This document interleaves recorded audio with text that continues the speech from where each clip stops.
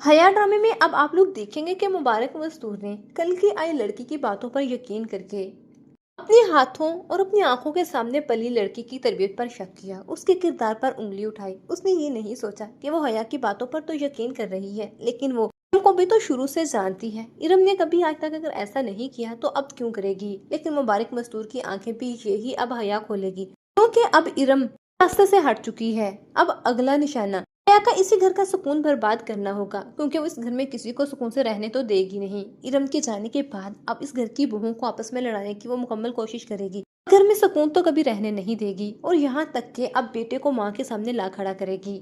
वो दिन भी दूर नहीं जब मुबारक मस्तूर के सामने सारी हकीकत खुलेगी कि इरम तो बेकसूर थी, बेगुनाह थी, उसका तो कोई कसूर भी नहीं था। असल कसूरवार तो यही हया थी। इसी हया ने सबको अपने इशारों पर नचाया हुआ था और सोनिया की मजबूरी का फायदा उठाकर उससे ये सब कुछ करवाया, क्योंकि अब सोनिया भी देखेगी कि हया तो हद से ही बढ़ती जा रही है, तो वो भी सारी हकीकत सबको बता देगी। तब जाकर मुबारक मसूर को पता चलेगा कि गलती में उसने इरम और उसकी माँ के साथ कितनी बड़ी ज्यादती कर दी।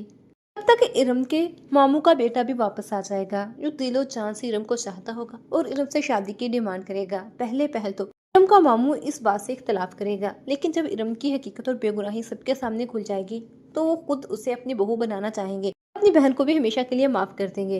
लेकिन क्या तब तक हया इस घर का इरादा बिखेर चुकी होगी, सबको एक दूसरे के खिलाफ कर चुकी होगी, भाई को भाई का दुश्मन बना चुकी होगी, या फिर इससे पहले ही इस हया की हकीकत सबके सामने खुल जाएगी और मुबारक मस्तूर अपना घर बिखरने से बचा लेगी, या फिर मुबारक मस्तूर कुछ भी नहीं कर पाएगी, वो खुद ही अपने बेटों के सामने एक मुजरिम बनकर रह जाएगी हया की चालाकियों की वजह से। आप लोगों को क्या लगता है इस बारे में? अपनी राय के साथ कमेंट सेक्शन में लाजमी कीजिए, और मज़ीद ड्रामाज अपडेट के लिए चैनल को लाजमी सब्सक्राइब कर लीजिएगा। वीडियो अच्छी लगी हो तो वीडियो को लाइक और दोस्तों के साथ लाजमी शेयर कीजिएगा।